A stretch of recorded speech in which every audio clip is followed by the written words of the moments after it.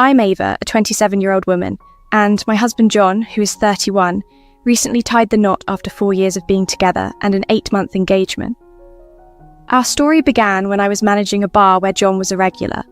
Initially, I declined his advances, but his persistence and the nudging of my co-workers, who found his efforts endearing, led me to give him a chance. John is genuinely wonderful. Kind, mature, financially stable, and always planning thoughtful dates. However, there's a complicated aspect to our relationship involving his mother, Sophia. Initially, I got along well with her. Sophia had her heart broken when John's father, James, cheated on her.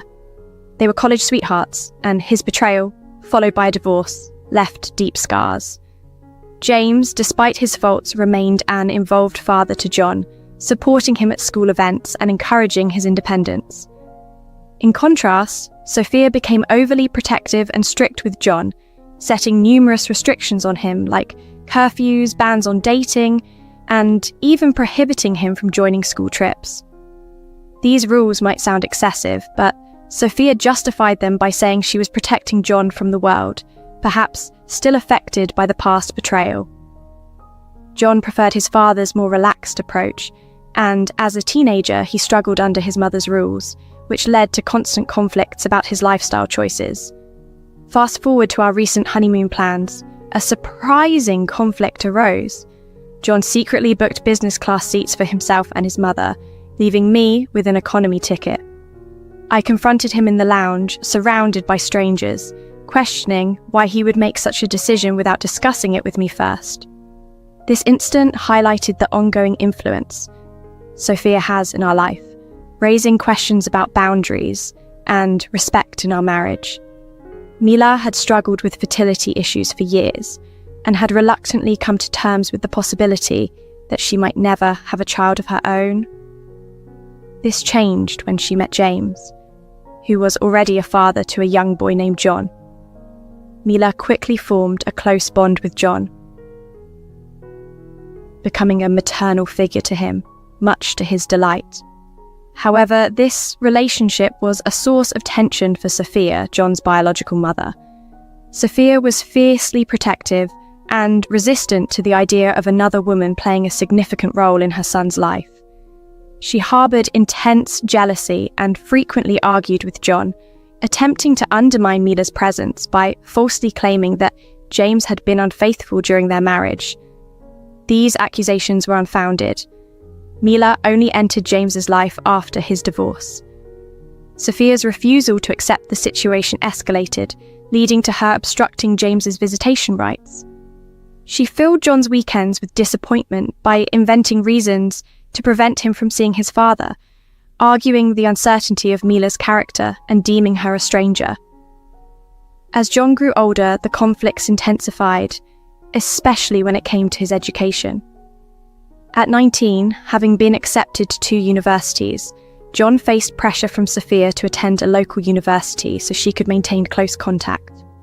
However, John preferred another institution that offered better resources for his intended field of study.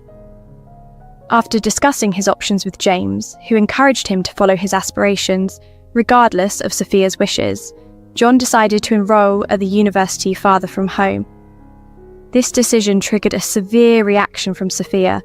She accused John of betrayal and threatened severe financial and emotional repercussions. In response, James stepped in to help John move out and start his university life independently, offering financial support and assurance against Sophia's threats. During college, John's relationship with his mother reached a standstill. Sophia's communication swung between apologetic and accusatory, causing John emotional turmoil. Despite missing his mother, John chose to maintain distance to protect his well-being. Meanwhile, James remained a constant in John's life, supporting him through his university years. The situation took a dramatic turn when Sophia attempted suicide, leading to her hospitalization and a subsequent diagnosis of bipolar disorder and depression. This crisis became a pivotal moment for John, who blamed himself for his mother's condition. He spent days by her hospital bed, wrestling with guilt and praying for her recovery. Following her release and ongoing treatment, John and Sophia slowly rebuilt their relationship. After graduating, John moved back to his hometown but chose to live independently, close enough to support his mother while maintaining his own space. This delicate balance allowed him to foster a healthier relationship with Sophia while continuing to grow personally and professionally. Living near his mother, John was just a phone call away should she need him, and she often did, leveraging his proximity since her crisis. John existed in a constant state of worry and obligation toward his mother, perceiving her as exceedingly delicate. Despite his own reservations, he felt compelled to heed her requests and advice, rooted in a deep-seated anxiety and guilt about her well-being. When I first learned about John's situation, I empathized deeply. His mother was regularly attending therapy and checkups, so I hoped she was on a path to improvement. However, upon meeting her, I noticed some unsettling behaviors. She made uncomfortable comments about my appearance and subtly undermined my relationship with John, hinting that he deserved someone better, or making inappropriate remarks about our future children's skin colour. At first, I tried to brush off these comments, not wanting to create conflict. As my relationship with John deepened, I observed the toll his mother's emotional dependency took on him. She would call him incessantly, ensuring he had eaten or demanding his immediate attention, claiming ill health. If John missed her calls, she would persist until he answered. After I moved in with John, she even started calling me to inquire why John was unreachable, suggesting I was keeping him from her. John's adherence to his mother's demands often disrupted our plans. He would cancel dates or leave events abruptly to tend to her. If he received recognition at work, she insisted on being his +1, sidelining me. She demanded constant updates on our whereabouts, especially during vacations, claiming it helped her sleep at night. All these dynamics made me uneasy and highlighted John's struggle between his desire for a normal life and his obligation to his mother. Contrastingly, John's father, James, and his wife, Mila, were a breath of fresh air. They were always welcoming and respectful, never prying into our lives unnecessarily. James's genuine interest in me without any judgment was refreshing. It was clear that John had inherited some of James's admirable traits, which reinforced why I chose to stay by John's side through the challenges. I recognized that John needed support, perhaps even therapy, to navigate his complex relationship with his mother. While he insisted he was okay, I encouraged open communication, hoping he would eventually acknowledge his need for professional guidance. When John proposed to me, it was a joyous surprise that became one of the happiest days of my life. He had arranged for my parents and best friend to fly in for the occasion, ensuring they were part of our special day. James and Mila were also there, offering heartfelt congratulations. The only absence was Sophia, and while her non-presence was felt, John explained the situation. Through all this, I understood more deeply the intricate dynamics of John's familial relationships and the emotional burden he carried. I remained committed, hoping together we could build a future that balanced his obligations with our collective happiness. Sophia was reportedly unwell on the day John proposed to me, and while it may sound harsh, I felt relieved that she wasn't there to potentially make awkward comments in front of my parents. We were celebrating when John received a distressing call from the hospital about Sophia having a fall. Naturally, we all rushed to be with her, but once there, Sophia insisted that only John could see her, leaving the rest of us waiting outside. This seemed unusual, especially since we had all come to support her, but it didn't seem appropriate to question it at the time. John later emerged to tell us that Sophia had a fracture and needed to stay in the hospital overnight. She requested that John stay with her. James, trying to be helpful, offered to stay instead, suggesting John go home with me. However, John declined, worried about upsetting his mother further. As a result, we returned home, and my parents and best friend, who had intended to stay in hotel rooms, ended up spending the night at my place, supporting me through my disappointment. This episode should have been an early warning of the challenges ahead. As we began planning our wedding, Sophia's influence was pervasive. She had opinions on everything, from my wedding dress to the guest list, and even the suit John should wear. Her presence felt overbearing, affecting every detail of our preparations. John and I had dreamed of honeymooning in Hawaii, but Sophia pushed for a closer destination, claiming a distant trip was unnecessary. Finally, I stood my ground, explaining firmly yet respectfully that the honeymoon was our decision. Sophia reacted poorly, accusing me of disrespect and exclusion. Her response was tearful, painting herself as a victim being pushed away by my actions. Despite my efforts to accommodate her wishes throughout the wedding planning, I was adamant about our honeymoon. Feeling torn, John tried to mediate, but Sophia positioned herself as a martyr, sacrificing her relationship with her son. In a bid to smooth things over, I texted her an apology, acknowledging her importance to John. However, her reply was dismissive, insisting that no woman could replace her in John's life and that I should learn my place. I showed John the message, prompting him to confront his mother. Yet, she accused me of sowing discord and insisted that John should always trust her above anyone else. This situation became increasingly uncomfortable for me, and I began to realize just how complex and strained the dynamics were in John's family. It was clear that navigating this relationship would require careful consideration and perhaps more boundaries to ensure our future happiness together. After John's phone call with his mother, he reassured me that we would stick to our original honeymoon plan in Hawaii, which lifted my spirits. It felt like John was finally asserting himself against his mother's influence, allowing us to enjoy our special time together. Our wedding proceeded beautifully, and despite Sophia making a speech that centered largely on her own sacrifices, I chose to focus on the joyous aspects of the day. Everyone, including my parents, James, Mila, and the rest of our guests, enjoyed the celebration, and we spent the night dancing and reveling in our new beginning. The morning of our departure for Hawaii, I woke up filled with excitement. John and I prepared eagerly for the airport, but upon arriving, I was stunned to learn that John had booked himself into business class while I was in economy. This was a complete surprise, as I would have gladly paid for both of us to travel in business class, and John had taken it upon himself to arrange the entire trip, so I had assumed we would be seated together. When I confronted him, John mentioned he had snagged a last-minute deal on his seat, but couldn't find another in business class for me. His avoidance of eye contact and dismissive attitude raised my suspicions.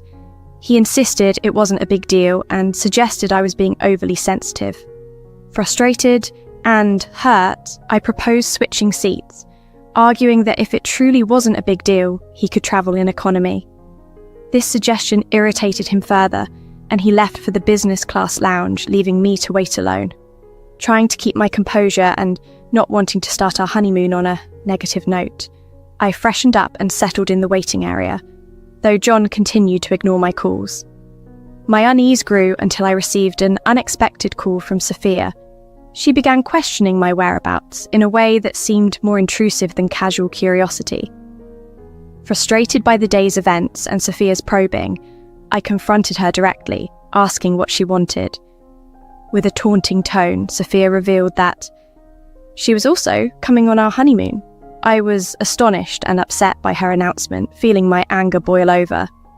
I cut the call short and headed to the business class lounge to confront John. After some persistence, security allowed me inside, where I found John casually scrolling through his phone, clearly having ignored my earlier attempts to contact him. Surprised to see me with security, John immediately sensed something was amiss. I asked him directly if it was true that Sophia was joining us on our honeymoon trip. His shocked expression confirmed my fears. I questioned him about the separate ticket, suspecting that it was part of a plan to accommodate his mother's sudden inclusion in our plans. This confrontation marked a critical moment in our relationship, as it underscored the ongoing struggle between his loyalty to his mother and his commitment to our marriage. It was clear that setting boundaries with Sophia would be crucial if we were to navigate our future together without continual overreach into our personal lives. When John and I reached the airport lounge, the situation escalated quickly. John had booked business class for himself while placing me in economy, a detail he had kept hidden. As we discussed this disparity, Sophia entered, visibly searching for John. Seeing us together, she froze. John explained that he had initially booked economy seats just for us, but Sophia's tears and pleas led him to book her on the same flight without my knowledge. He claimed he had arranged a separate hotel for Sophia, ensuring she wouldn't intrude on our honeymoon. Despite his reassurances, the situation was far from acceptable.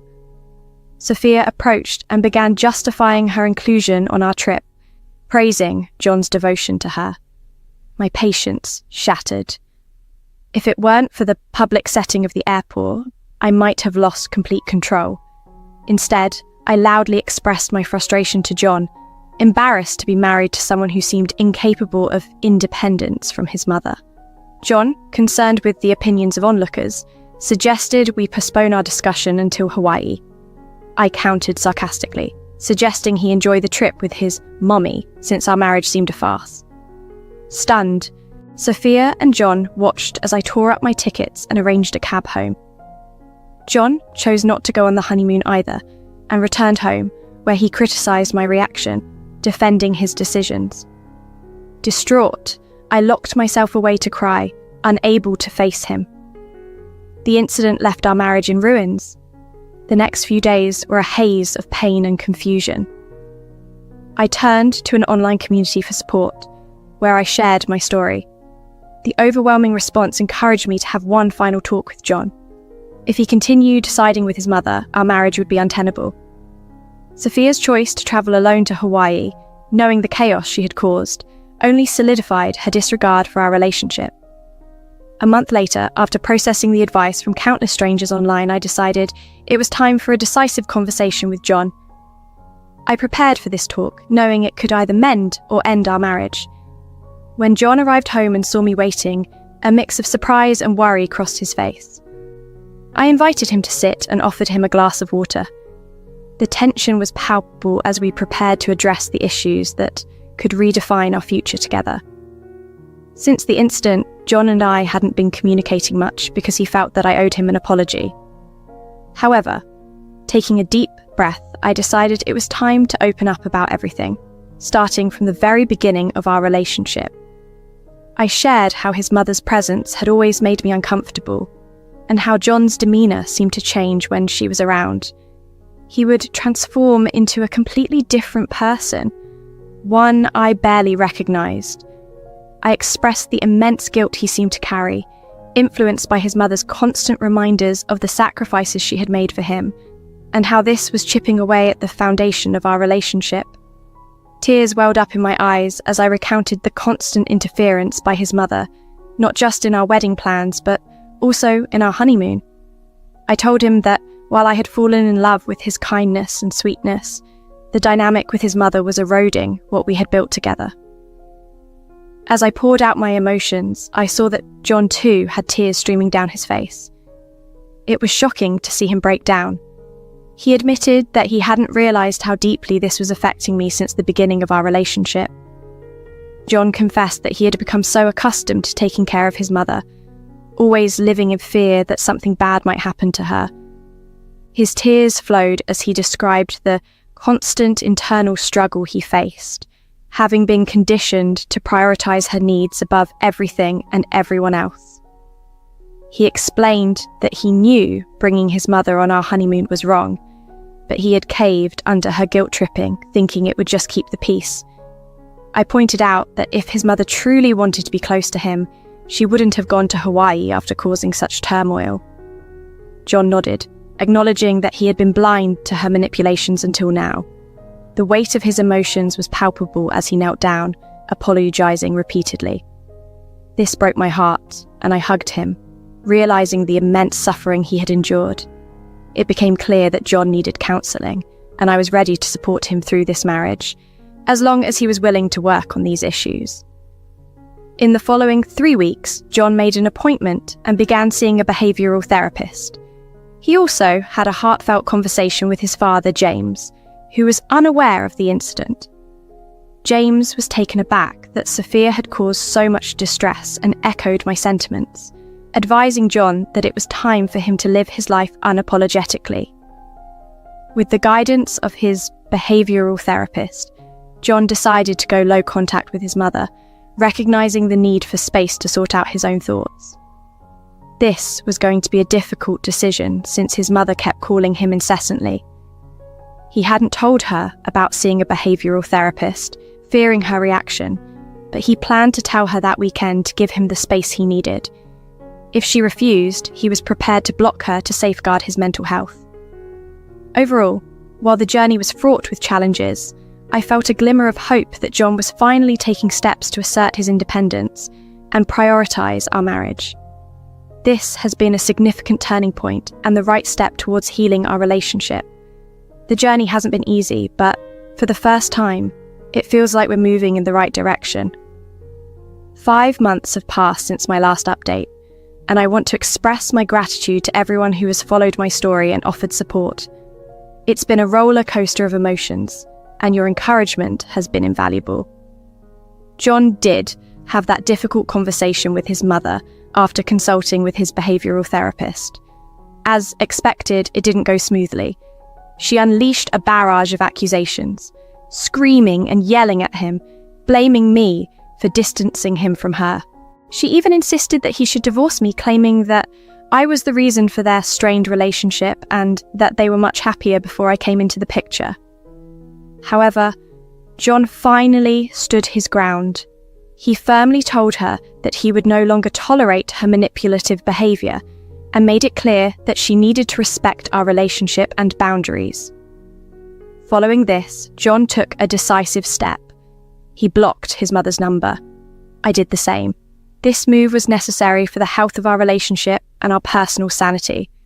Naturally, his mother began to vent to anyone who would listen, complaining about being abandoned by her son and portraying herself as a victim.